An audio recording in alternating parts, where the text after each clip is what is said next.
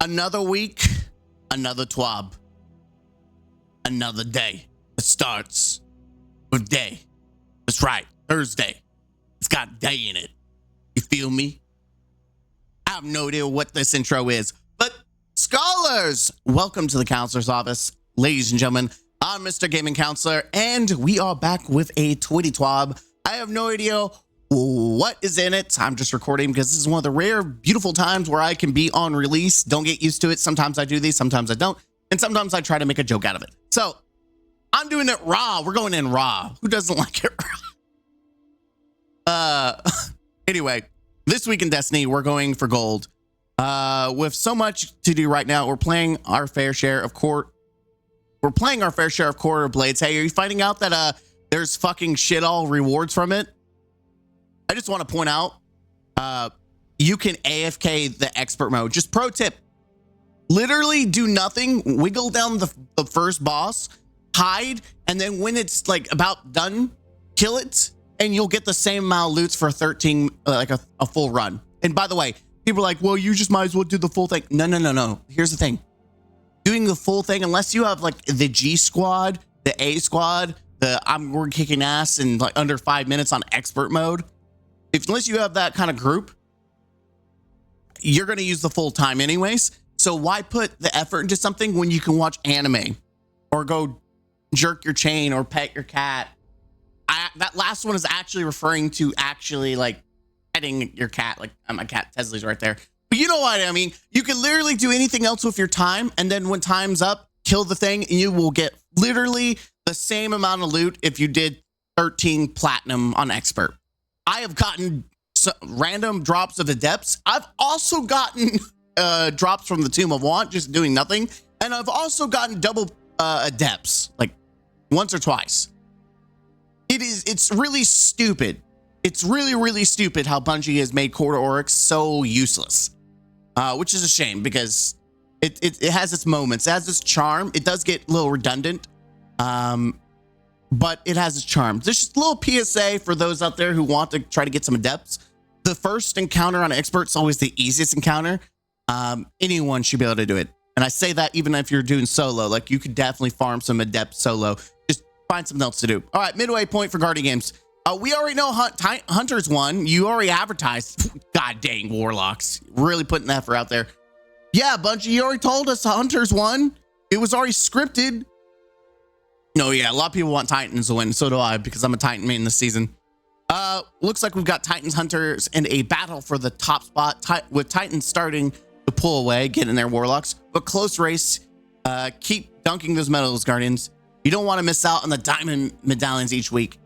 I actively just don't care about diamond medallions. I just don't care. I feel like there should be more sources for diamond medallions in general.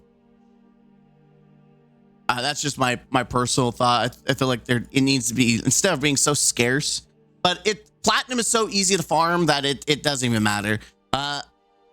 They are game changers. I also feel like there should be diamond platforms, like, because I've gotten diamond clears in Guardian games and not gotten like there's no diamond platform, and I feel like there should be like a loot explosion for diamond clears. They are game changers with only 1 week and a half to go. We also want to give you a gentle reminder of the all great event. No one cares. No one cares. I'm just skipping all that. I'm not giving you money. Guardian Games Rush. No one cares. PvP Strike Team update. Competitive focus. With our Trials rework still fresh off the press, we're turning our attention to the competitive playlist, with the goal of making it a better place to go for players who want to play close games and see how they measure up on the ranked ladder. Earlier this week, we made a few changes to the matchmaking and point gains and losses to help smooth out some issues. We have a few more changes coming next week, so we'll explain them in more detail below. Slow capture collision variant. Starting Tuesday, a new variant of collision will be available in the small team quick play playlist. This variant has been built to address feedback about the collision game mode in the competitive playlist. We'd love for you to put it through the paces and provide additional feedback we can use to refine it. I just heard that people don't like collision. The rules are simple. Zones take longer to capture and rotate immediately once they have been capped.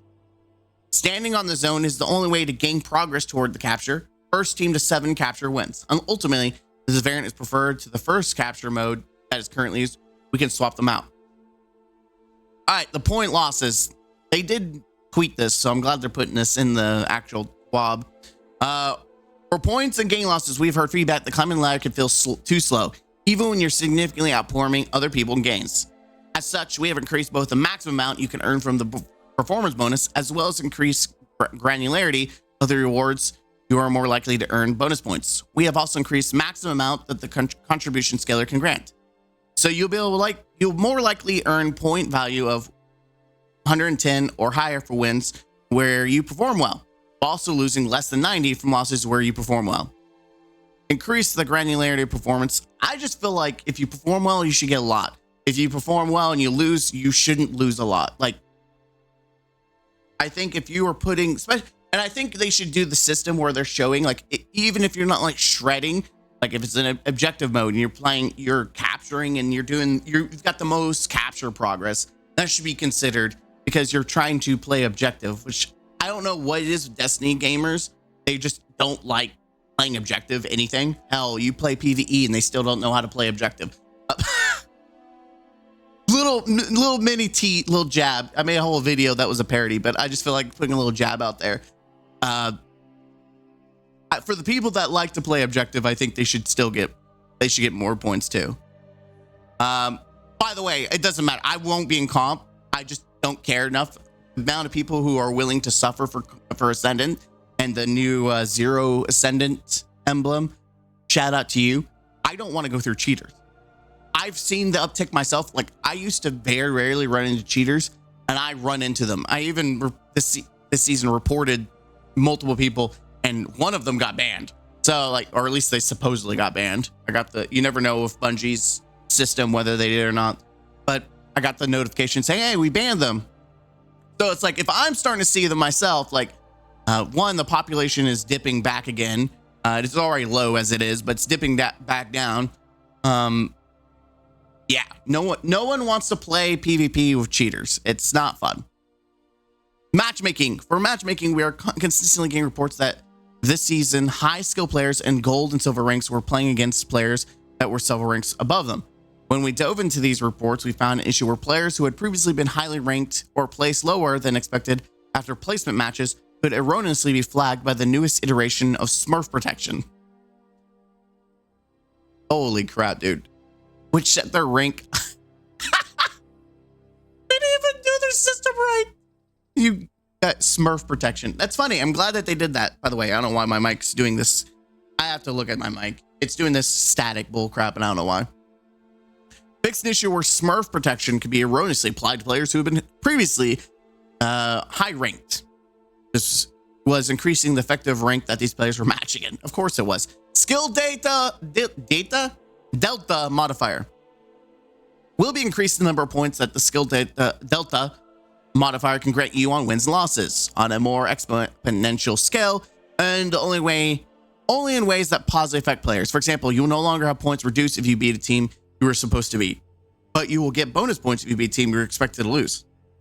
On the flip side, you will no longer lose more points for losing to a team you might have been favored against, but you will lose less points for losing a team you were expected to lose to. So if you win, you don't get more. If you're supposed to lose, you won't lose as much. I think that's fair. I like that. Yeah, I mean, if you were supposed to lose and systems like we see you losing this encounter, we're not going to punish you for it. Cool. Solo versus fire team lost for greatness. When we rolled out, we quickly ran to a network condition that caused the array we scanned for team sizes to sometime return incorrect data. While we determined the issue with the first couple days, a hotfix we launched tried to remediate the issue, was partially successful, but not fully resolved the situation. In 8.2.52, we have more robust code fix in place that we believe will cut down on the amount of failures. Once that has been verified, we will continue our plans to reduce the stratification utilized by FTMM and allow duos and trios to match each other in competitive trials. I would rather we just don't. I would just can we just have freelance back? I would just continue freelance. I think everyone enjoyed freelance. I think the only one that didn't enjoy freelance was Bungie. Ascendant 0 competitive emblem. We have seen a lot of questions about how you can earn the Ascendant 0 competitive emblem. We want to clear up this ambiguity. This emblem is acquired using Sike system as the new Trials cosmetic. You can earn points for wins, and drop chance increases exponentially until you hit 1,000 points. When the emblem is guaranteed to drop, to gain points, you need to win matches while in Ascendant 0 rank. You'll gain more points for wins at higher rank. The breakdown follows. Holy crap. Okay. So when you're at 0, you get 100 points. So you can build up points before you get to 0. Or I guess within the 0. Okay. If you aren't able to earn it, this note where the emblem is meant to be more of a long-term chase for players who aren't able to get max rank. And will still be earnable in Frontiers, though you will have to fight your way back into Ascendant 0. Oh, so this is the emblem. So that means if you've got the emblem this season, Frontiers, you've got nothing to chase in. Because this emblem is so rare, we're keeping an eye on those who earn it, and people who acquire it unfairly through win trade, boosting, recovery service, or cheating will be banned. I don't know about win trade. Win trading should be pretty easy. Boosting and recovery service. Cheating, like there's cheaters everywhere. We'll see how that works out. Recovery services, there's no way they can catch it.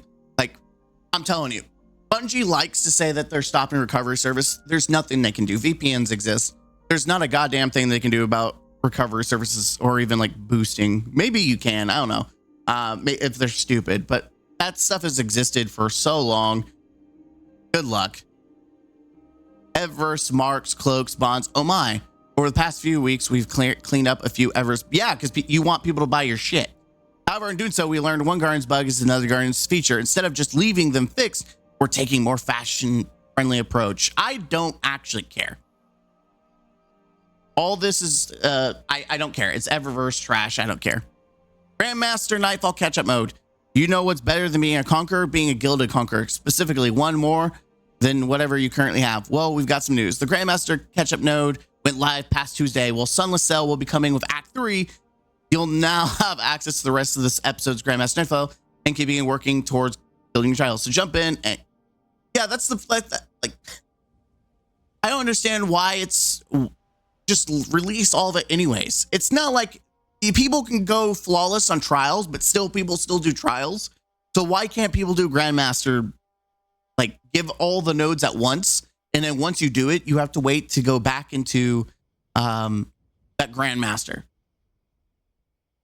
like the weekly rotation. I don't understand why it takes so long to guild your conqueror. That's why I stopped caring about it. Like you barely get to wear it, and no one cares anymore. No one cares. I would have been 13. I think I'm 12 now. I'll be 13 instead of 14 or whatever it is. No one gives a shit.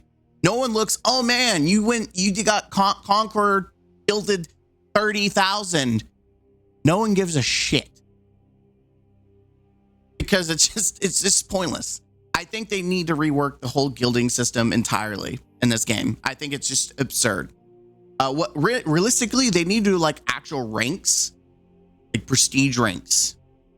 And every season has its own unique emblem that you can unlock. So you can make the people who feel bad for missing out, like, oh, I'm not that prestige. Well, you unlock the specific prestige for that season. And if you don't do it, then you can work the next prestige. And you can still have the number of prestiges off to the side, like prestige 15. And then you have the special icon to showcase you've got this one. You should also be able to select that icon as well. Like go to the seal and it shows you all your prestiges that you have unlocked, and you can click and select the prestige to show off. So you can show like, hey, the season of heresy, I did all the prestiges. Or season of my butt's on fire. Season of my butt's on fire has some of the hardest GMs we've ever had rotation wise, and you want to showcase, hey guys, I've got my butt's on fire prestige, and so you could showcase that any season in the future. I don't know, it's just a train of thought. I just feel like seals in general are fucking useless. Account unlinking, I get what they're doing. They're trying to reduce cheaters, but who does this benefit besides like this? No one benefits from this. It's so stupid because I actually have some accounts on my account that I don't have access to. I don't have an Xbox anymore, and I don't remember any of my information. And Bungie will never, no matter how many times you give them information about your Steam account and all your emails and all that stuff, they do not care. They will not unlink your stuff. Like, I feel like you have to pay. You have to pay like some black market hacker to hack into your own account and figure out what the, or hack into Bungie's account and figure out what the hell your stuff is. But it sucks because I can't play console anymore because I don't remember any of my stuff. I don't remember any of it. It really sucks. But that's more of a skill issue. It's a skill issue for me. Memory, it's a skill issue. Destiny Exotic, more shit for you to buy. More shit for you to buy. Oh, guys, look, more shit for you to buy. Next week in Destiny, looking ahead, we want to give a little heads up on what we're coming for the rest of the week and next week. When you're not spending time in Rushdown or Core or Blades, I probably won't be spending much more time in these. Trials this weekend, with the current Heresy Arc meta surging, we've got the yeah, no cares. Yesterday's question is pretty mid. We'll be trying something new. A certain Void SMG will be up to bat as your reward. Okay, cool.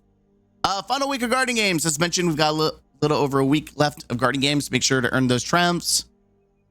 They are around. Aim to be a top to earn a unique emblem. Top 10%. I might try to go for that one time. Emblems are also nearly as pointless in this game. The story continues. We're enjoying the Heresy story, and next week we'll bring some new developments. Not going to get too spoily if you're still catching up, but helping Eris with her plan will be quite the task. God, I hope they end in a good way. Act 1 was kind of eh.